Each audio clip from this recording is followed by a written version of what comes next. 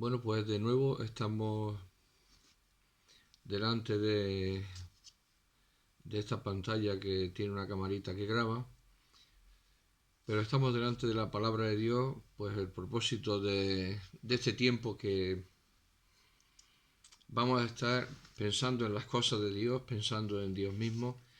Lo vamos a hacer a través de este libro llamado la Biblia, que es el libro que utilizamos para saber acerca de Dios. No hay otro libro.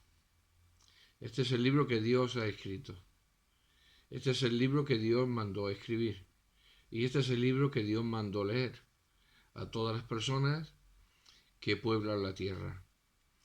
Al margen de los gustos y pareceres que cada persona puede tener por la lectura, se puede decir con toda rotundidad, con toda autoridad, que este es el libro que Dios ha encargado que se lea. Se lo dijo a sus contemporáneos que leyesen las Escrituras porque en ellas está la vida eterna. Dan testimonio de él, de Jesucristo, que es Dios manifestado en carne, antes de su nacimiento y después de su nacimiento. Y las consecuencias que ha traído a este mundo el hecho sublime de que Jesucristo haya nacido. La persona de Jesús no está exenta, y es obvio, de todos los pensamientos, de todos los pareceres, de todas las ideas. Bueno, pues puede haber tantos pensamientos acerca de Jesús como personas ya en el mundo. O se pueden agrupar entre los que creen verdaderamente, los que dicen creer pero no creen verdaderamente, los que no creen, los que niegan que Jesús haya existido, y nos podemos perder también en más apartados, según así vayamos viendo cómo las personas se conducen acerca de la identidad de Jesús de Nazaret. Yo he escogido unos versículos en el Evangelio según San Juan, en el capítulo 14, que ustedes pueden leer y pueden seguir en sus Biblias, donde uno de los discípulos del Señor le retó al Maestro, a Jesús, a que hiciese una cosa. Ya llevaban tiempo con él y vamos a dar lectura a unos versículos para que vean el atrevimiento, la osadía, también la ceguera, que este discípulo muestra, que es el común denominador de todas las personas que pueblan la tierra a lo largo de toda su historia. Desde que Dios creó al hombre y lo puso en el huerto de Edén. A partir de que el hombre pecara, la distorsión acerca de la persona de Dios es de una manera grave, grande y extraordinariamente afecta al hombre en todas las funciones de su vida. Escuchen lo que le dijo Felipe. El Señor le está hablando acerca de las mansiones eternas que el Señor está preparando para aquellos que creen. Primero le ha respondido a Tomás, porque Tomás también tenía su duda acerca de Jesús. Señor, no sabemos dónde vas, ¿cómo pues podemos saber el camino? Entonces Jesús hace una de esas revelaciones muy singulares acerca de él. Toda la revelación, todo lo que Jesús dice acerca de él es muy singular, muy propio. Pero hay unas que son, diríamos, las directrices de todo cuanto dice. Y aquí una de ellas. Yo soy el camino y la verdad y la vida. Nadie viene al Padre sino por mí. Ahora Felipe le dijo, versículo 8 del capítulo 14, Felipe le dijo, Señor, y esto está dicho con énfasis, con rotundidad, muéstranos al Padre y nos basta.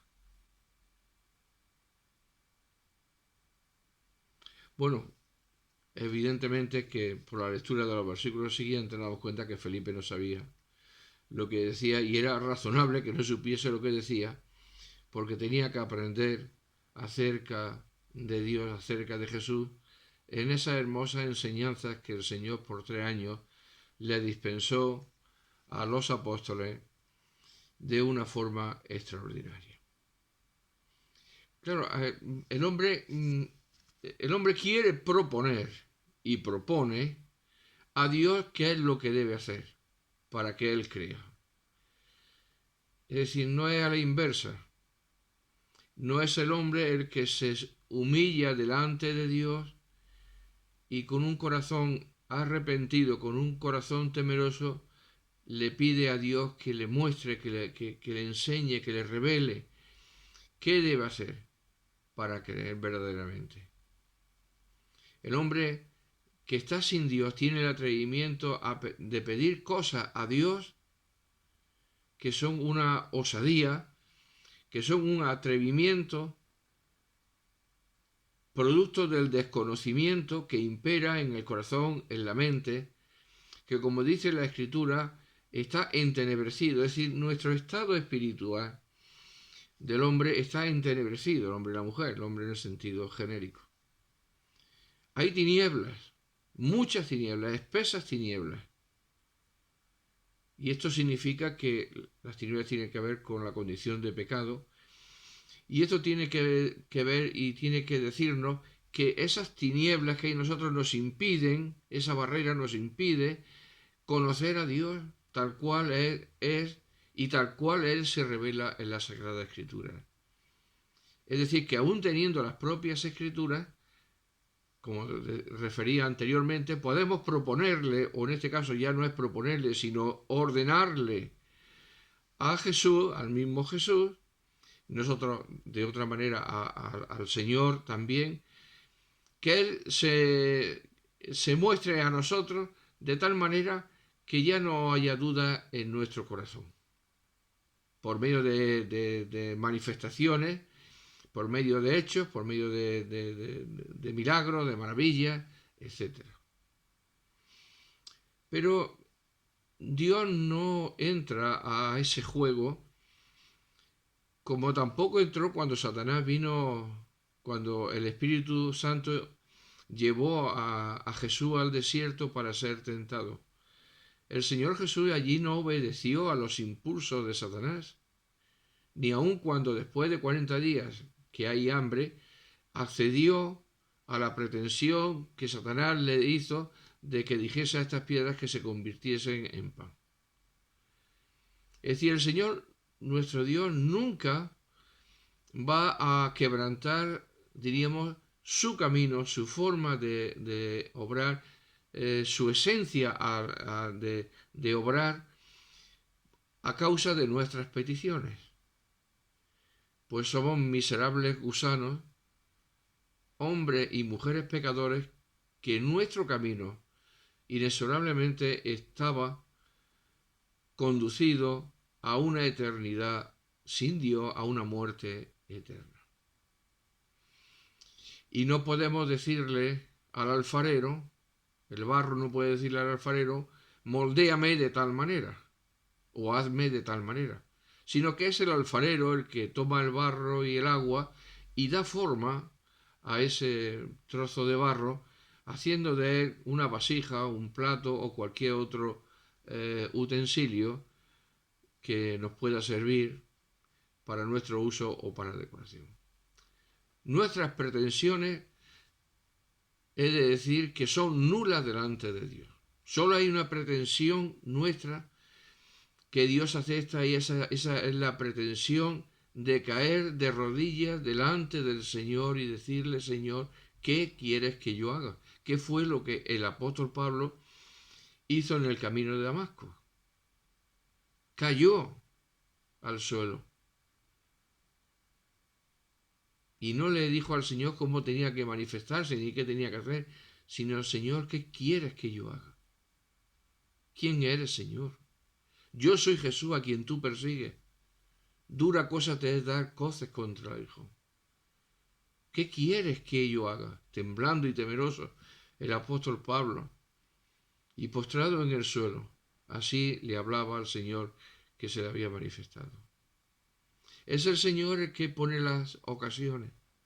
Es el Señor el que conduce las vidas. Y quizás a usted lo haya conducido muchas veces a escuchar el Evangelio, a leer una porción, un trozo de la palabra de Dios. Y sin embargo, pues usted pronto se haya olvidado de lo que leyó o de lo que oyó y leyó a la vez. No podemos, y por más que insistamos, Dios no lo va a hacer. Él tiene un camino, Él tiene un propósito. Incluso el rico y Lázaro, cuando Lázaro es llevado a la presencia de Dios y el rico se ve allí ya en el infierno, le dice al Señor, mira Señor, envía a uno de los tuyos para que hable a mi familia y crean y no venga a este lugar de espanto. Y el Señor le dice, mira, si aún bajara alguien del cielo, no lo creerían. Tienen las Escrituras, léanlas y créanlas. Es decir, el camino que Dios ha dejado en las Escrituras. La fe, dice la palabra de Dios, la carta a los romanos, que viene por el oír la palabra de Dios. Y la fe es, diríamos, la esencia para poder asirnos creer lo que Dios ha dicho acerca de sí mismo, acerca de nosotros, acerca de nuestro pecado, acerca de la salvación, acerca de la persona de Jesucristo. Y es lo que nosotros estamos leyendo en el Evangelio. Ahora, Felipe quería otra cosa. Él quería una revelación espontánea que pusiese fin a todas las interrogantes, a todas las dudas acerca de la identidad tanto del Padre, tanto de Jesús. Muéstranos al Padre y nos basta. Y asunto concluido. No es así. Porque el mismo Jesús, como veremos, que es la imagen de Dios, estuvo presente viviendo allí con ellos por más de 30 años y no creyeron. Y nadie en la historia ha mostrado el poder, la sabiduría, el conocimiento, el amor, la gracia, la compasión, la misericordia, la justicia con los demás como Jesucristo ha hecho. Nadie. Pues Jesucristo pudo calmar delante de sus discípulos en la barca la tempestad que anegaba la barca, las olas se echaban sobre la barca y los discípulos temerosos que se ahogaban clamaron al Maestro despertándole, Señor, que perecemos. Y él se puso en pie en medio de esa frágil barquilla en el mar abierto y calmó la tempestad, llamó al viento y se hizo grande bonanza. Él sanó. El primer milagro que el Señor hizo fue la transformación en la boda de Canaán del agua en vino, comprobado por el maestresala. Digo, este postrer vino es mucho mejor que el primero. Y a partir de ahí el Señor hace y opera una serie de milagros en todas las esferas de nuestra vida, tanto personales, íntimas, como extraordinarias a través de la naturaleza, cambiando el orden, llamando al orden, multiplicando los panes, multiplicando los peces, bueno, un sinfín, perdonando los pecados, trayendo gozo al corazón, cambiando el infortunio de la vida por gozo en el Señor. Es decir, un sinfín de maravillas. Y como dice el propio Juan al final del Evangelio, que estas cosas se han escrito para que creamos que Jesús es el Cristo, el Hijo de Dios, y para que creyendo en Él tengamos vida eterna en su nombre. Porque sin creer en Él no tenemos vida, nada más que la vida física que pronto se extingue, o en cualquier momento de nuestra vida se extingue por completo. Estamos muertos en nuestros delitos y pecados, dice el apóstol Pablo, entre tantos pasajes de la Escritura. Ya lo dijo el Señor nuestro Dios: el día que comiereis de este árbol, de su fruto, ciertamente moriréis. Y Adán y Eva, cuando tomaron de ese fruto, desobedeciendo a Dios y obedeciendo a Satanás, que los impulsó por otro camino, que es el de la desobediencia, comprobaron en sí mismos, en el mismo instante de quebrantar el mandamiento o la ley de Dios, las consecuencias inevitables del juicio de Dios. Por lo tanto, el Señor se ha manifestado a este mundo para salvación. El Señor, como dice el apóstol Juan también en sus cartas, que Él apareció, se manifestó, fue visto para quitar los pecados. Por lo tanto, la visión que tenemos que tener de Jesús es la visión que la Escritura nos da en su conjunto acerca de Él, y que tiene que ver con la obra de redención, es decir, pagar un precio para sacarnos de la esclavitud del pecado, y ese precio no es otro que por medio de la sangre que Cristo Jesús derramó en la cruz del Calvario. Esto puede sonar a risa, a mofa y a burla, pero lo que dice la palabra de Dios se cumple. En todos los órdenes de la vida, en todas las circunstancias de la vida. Cuando mostramos una conducta desaprobada por Dios, recibimos los primeros avisos en nuestra propia vida de que estamos andando malamente.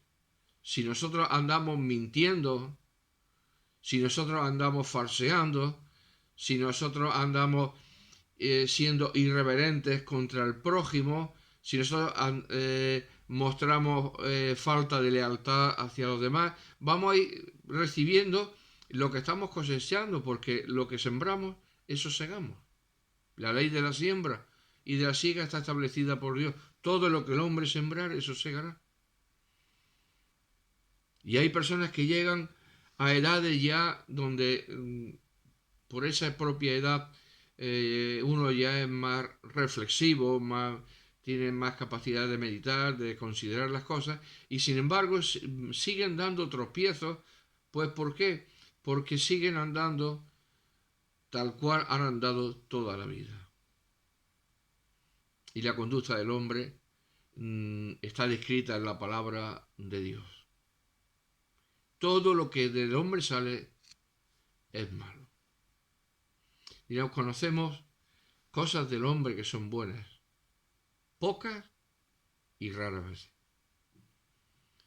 Pues el hombre es capaz de comenzar una acción noblemente y acabar ignoblemente. Comenzar queriendo hacer un bien y acabando llevándose bien el dinero, bien los bienes, bien todo lo que pueda. ¿Por qué? Porque la codicia, la avaricia, el egoísmo está en el corazón del hombre, arraigado, cimentado, porque es el pecado en sus distintas manifestaciones. Y Jesús apareció para quitar el pecado. El camino que Dios, el Padre, ha señalado es Jesucristo. Cuando Jesucristo se bautizó, lo bautizó Juan el Bautista en el río Jordán, se oyó una voz en el cielo que decía: este es mi Hijo amado, a él oíd. Y de repente el Espíritu Santo descendía como en forma de paloma sobre él. Cuando el Señor está en el monte de la transfiguración, ya cerca de lo que sería su crucifixión y muerte, se llevó a 3 discípulos, a Juan, a Jacobo y a Pedro, al monte de la transfiguración. Y allí el Señor, su apariencia se revistió de gloria mediante una transformación de todo cuanto allí había, de él mismo y de todo cuanto le rodeaba. Y se oyó también la voz de Dios el Padre en el cielo: este es mi Hijo amado, a él oíd. Por lo tanto, desde el cielo mismo Dios ha señalado, ha manifestado la identidad de Jesús de Nazaret, que es su Hijo. Y en esa dimensión, y en esa revelación, y en esos pasos nosotros tenemos que ir andando en la Biblia.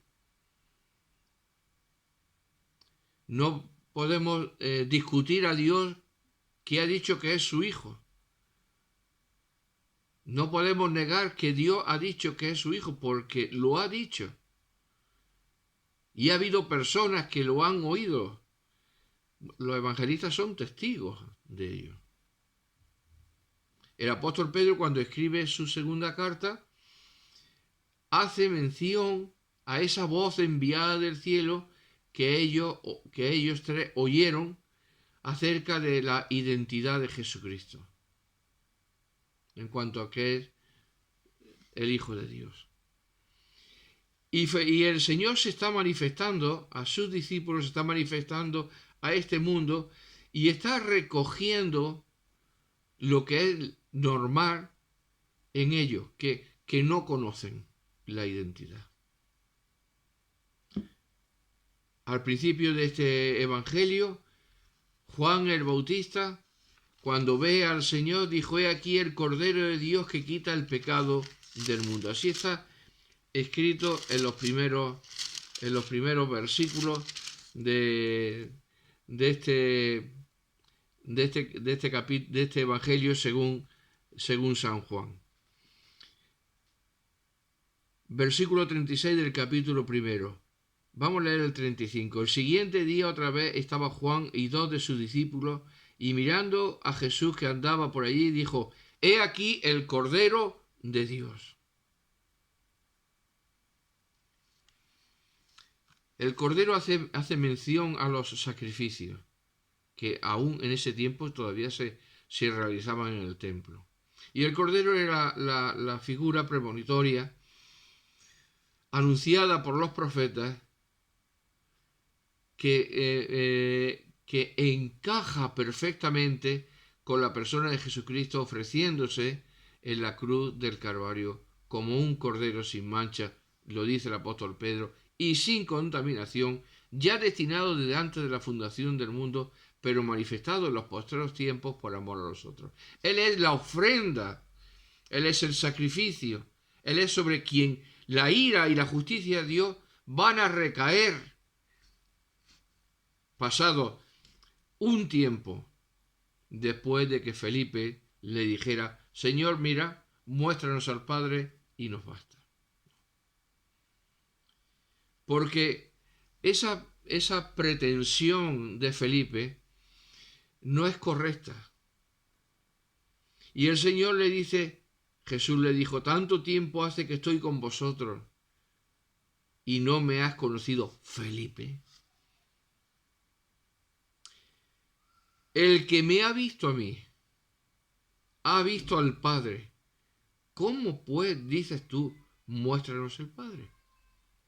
Y Felipe, ¿no te das cuenta que la gravedad la gravedad de tu declaración, de tu pretensión hacia mí, está revelando tu absoluto desconocimiento acerca de mí mismo, de quién yo soy. Bueno, este tema de la identidad del Señor Jesucristo es uno de las doctrinas maravillosas, como toda la doctrina de la palabra de Dios, porque nos muestra, por un lado, la gloria de Jesucristo.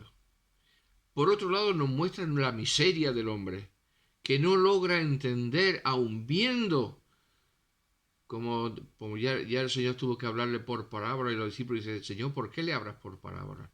Dice: porque viendo no ven, y oyendo no oyen. Es decir, estoy delante de ellos. Yo, el Hijo de Dios, Jesús, y no perciben, por la dureza de su corazón, la evidencia, las manifestaciones, la enseñanza que yo les doy. Como ya el Señor tuvo que decirle, también creo que en este Evangelio, casi al final, oye, les dijo, si yo voy a traducir en un lenguaje más, porque no recuerdo las palabras exactas: si no creéis a mis palabras, le dijo el Señor Jesucristo, al menos creed en mí por los hechos, es decir, por las manifestaciones extraordinarias, sublimes, gloriosas, que vosotros estáis contemplando.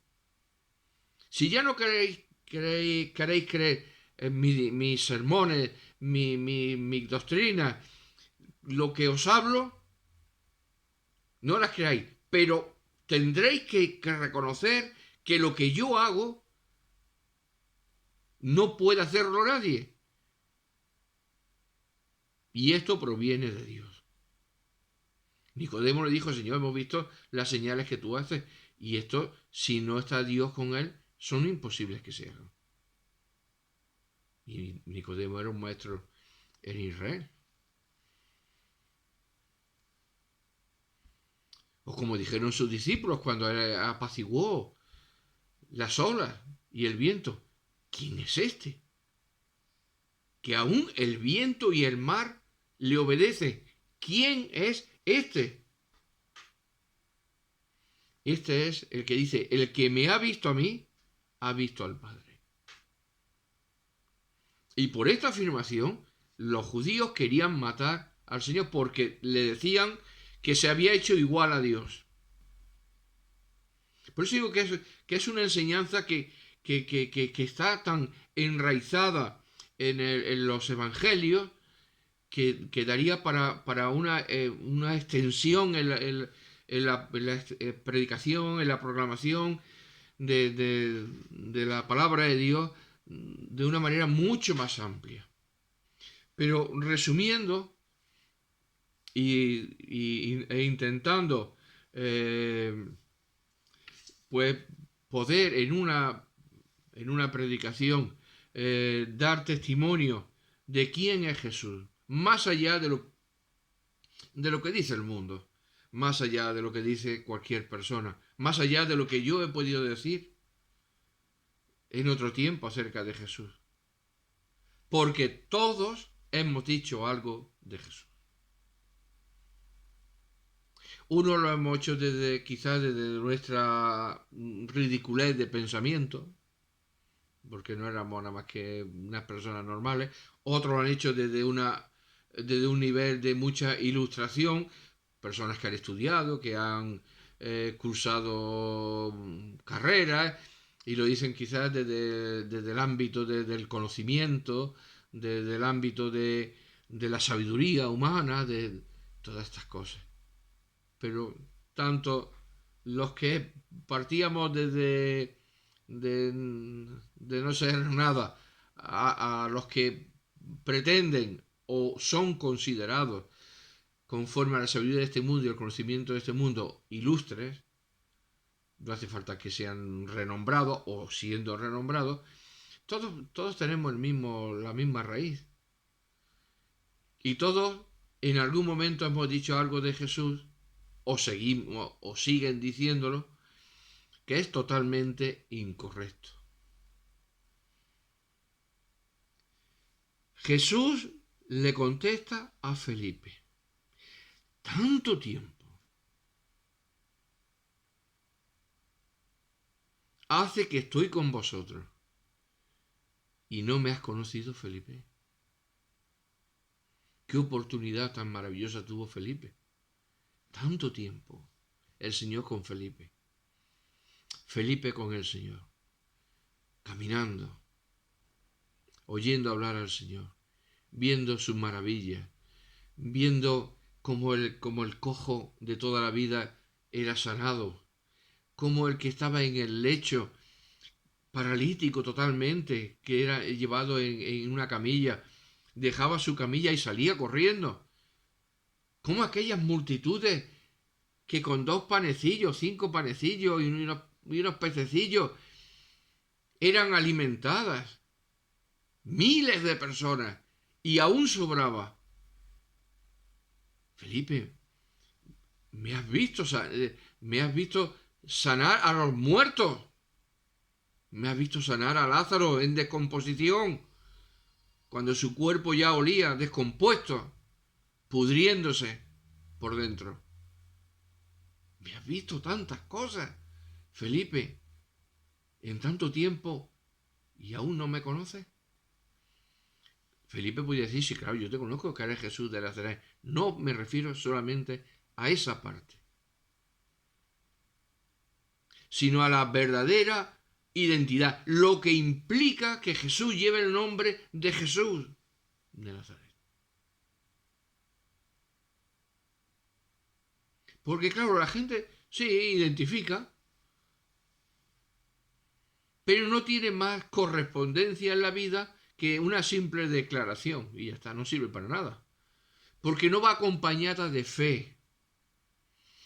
Y sin fe, dice la Escritura, es imposible agradar a Dios. Y el término agradar a Dios significa recibir el perdón, la misericordia, la gracia, el amor, la clemencia, la justicia de Dios y ser declarado justo. Claro, yo he oído muchas personas hablar de Jesús y decir que lo que dice la Biblia de Jesús es así, pero luego Jesús ha quedado relegado, olvidado, y ellos ya se han dado a multitud de imágenes, de ídolos, o incluso algunos de decir lo que es palabra de Dios en la Biblia y lo que no es palabra de Dios. Jueces se han convertido en jueces de los propios escritos de la palabra de Dios. Y ellos son los que determinan qué es palabra de Dios en la Biblia y lo que no es palabra de Dios. Semejantes herejías son las que han acompañado al cristianismo desde su inicio. ¿Por qué, Felipe, después de tanto tiempo no me conoces? ¿Qué lección tuvo que aprender Felipe? Porque lo que el Señor hizo fue una reprobación total a la escasa fe, a la nula comprensión que Felipe tenía del Señor. A partir de esta reprobación, Felipe cambió. Como cambió también Tomás, aunque luego a última hora también siguió con esa incredulidad, pero ya estaba el germen arraigado en el corazón, esperando brotar en el momento señalado para dar el esplendor de que verdaderamente había fe en el Señor.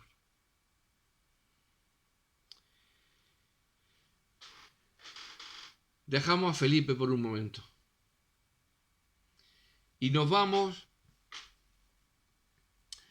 en el mismo Evangelio, en el capítulo 6, retrocedemos, capítulo 6 del mismo Evangelio, versículo 41.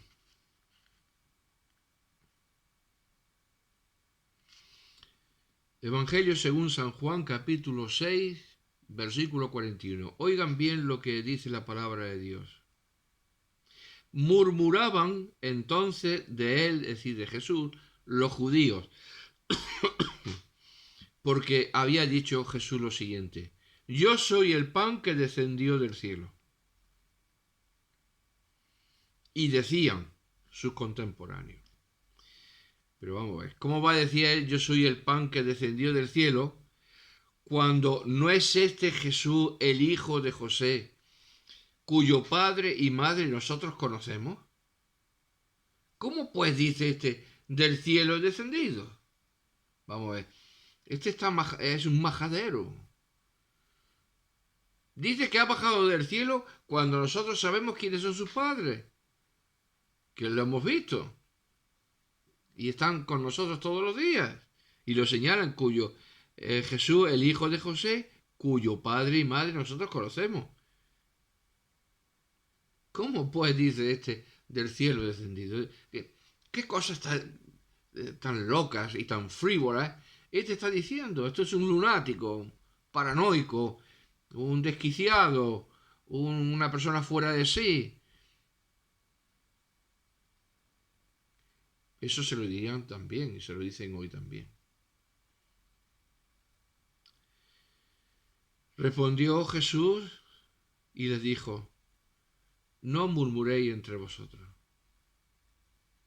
Ya empezaron murmurando.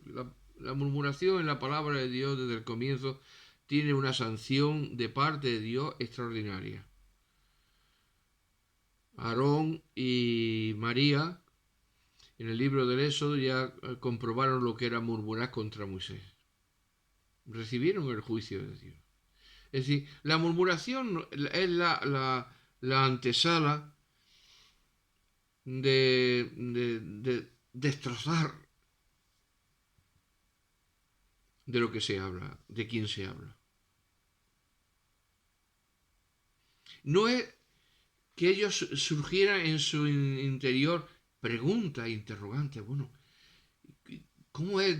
Dice, yo soy el pan que descendió del cielo, si nosotros lo hemos visto nacer aquí. Podrían preguntárselo, pero con intención sana, con corazón noble, reconociendo su incapacidad para comprender lo que Jesús estaba revelando. Esto no hubiera tenido de parte del Señor una reprobación, porque el Señor ha venido a traer luz a nuestros interrogantes dentro de nuestro corazón acerca de Él.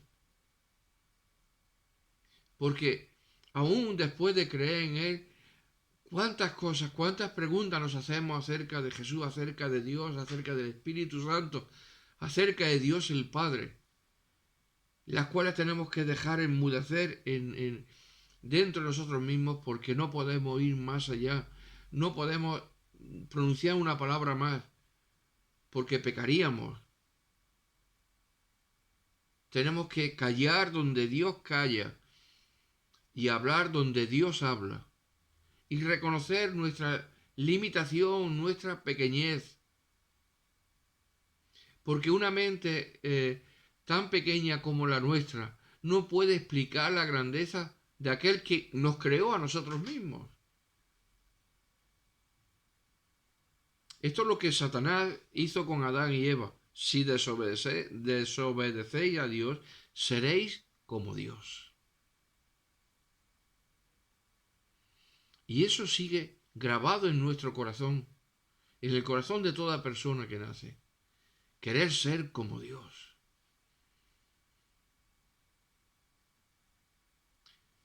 Querer ser y manifestar ser imbatibles, sabios en nuestra propia opinión, o capaces de empezar a filosofar sobre las cosas sagradas de Dios, como si por nuestra capacidad o sabiduría nosotros llegásemos a grandes profundidades acerca de Dios, pues Dios dice que ha enloquecido Dios la sabiduría del mundo. Pero Santiago en su carta dice, si alguno de vosotros tiene falta de sabiduría, pídala a Dios, el cual da a todos abundantemente y sin reproche, y le será dada. Esa sabiduría que viene de lo alto es la que nos ayuda a comprender, a conocer, a amar, a hacer nuestro lo que Dios dice, lo que Jesús dice acerca de sí mismo. Pero la otra sabiduría que Dios ha enloquecido es en la que la gente vive, en el furor del conocimiento. A mí me vas a decir tú.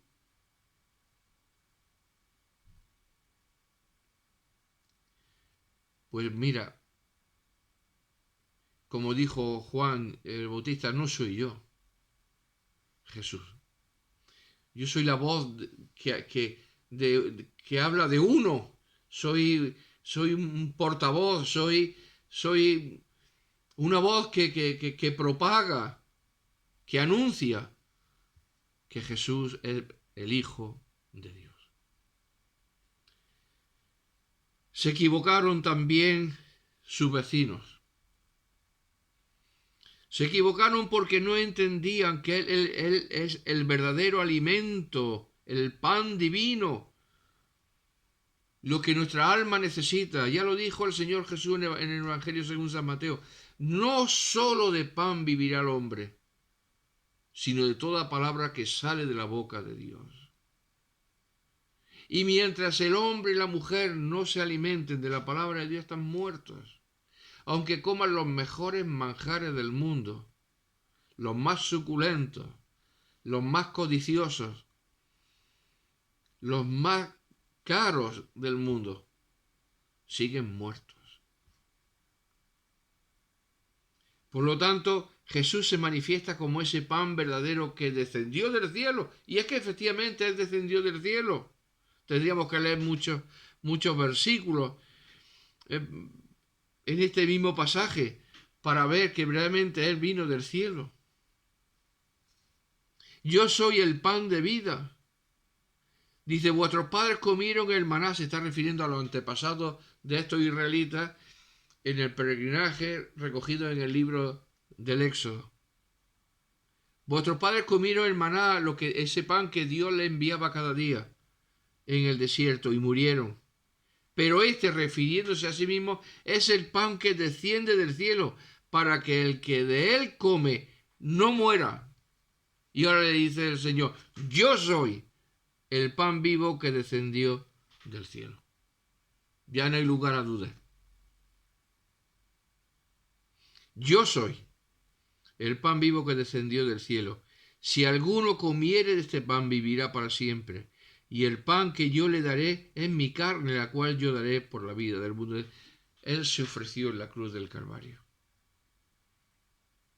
Tomó carne y sangre, una naturaleza humana como la nuestra, pero sin pecado, para que ese Cordero de Dios que Juan ya vio anticipadamente, pasados 33 años, fuese levantado en la cruz en medio de dos ladrones y morir por los pecadores.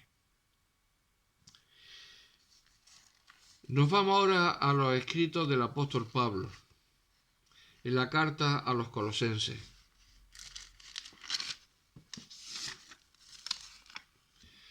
Carta a los Colosenses.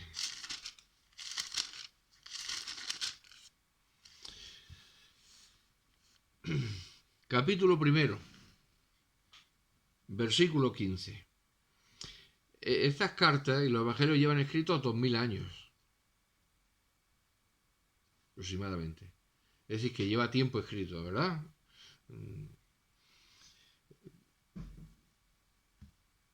Tiempo ha habido para leerlo. No estoy leyendo cosas que han venido ahora, ¿eh? Llevan 2000 años escritas.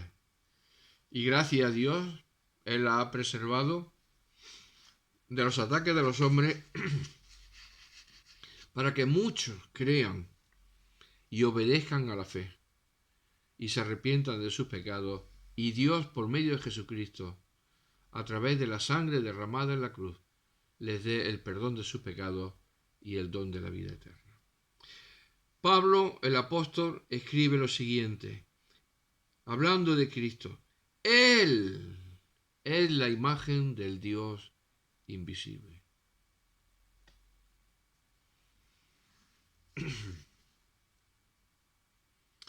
¿Cómo Pablo es capaz de decir esto? Si es correcto. Bueno, pues Pablo no puede decir esto por su propia sabiduría, porque él obraba en sentido contrario a esto. Él no creía.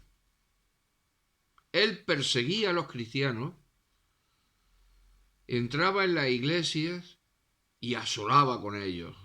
Se los llevaba a Jerusalén para castigarle, obligándole a blasfemar contra el nombre de Jesús horrible. Era un inquisidor terrible. Pero además era un inquisidor que conocía la ley al dedillo. Y provenía de una estirpe de las tribus, creo que de la tribu de Benjamín. Hebreo de hebreos, circuncidado al octavo día. En cuanto a la ley, fariseo. En cuanto a celo, perseguidor. Así lo describe en la carta anterior a los filipenses. Es decir, todo su ímpetu. ¿No han visto ustedes a las personas? Algunas tienen el atrevimiento de decir yo soy y empiezan a decirte todo lo que son. Y algunas veces uno siente hasta vergüenza de esa propia alabanza que las personas hacen de sí mismas. Pues Pablo era así. Lo dejó escrito para que vieran su miseria, porque después de escribir eso dijo, todo esto lo tengo por basura. Lo he perdido todo y lo tengo por basura, por ganar a Cristo,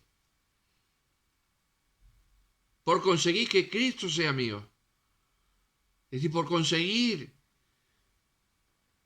esa salvación gloriosa que Él ha prometido, ese perdón de pecados que Él ofrece, esa justicia inalterable y eterna que se aplica sobre aquellos que han reconocido que Jesús es el Hijo de Dios, confesando sus pecados y recibiendo el don del Espíritu Santo que viene de lo alto, del Padre de las luces. Pues Él no dice esto en su propia sabiduría, como si Él lo hubiese estudiado, y estuvo estudiando la ley a los pies de Gamaliel, uno de los más brillantes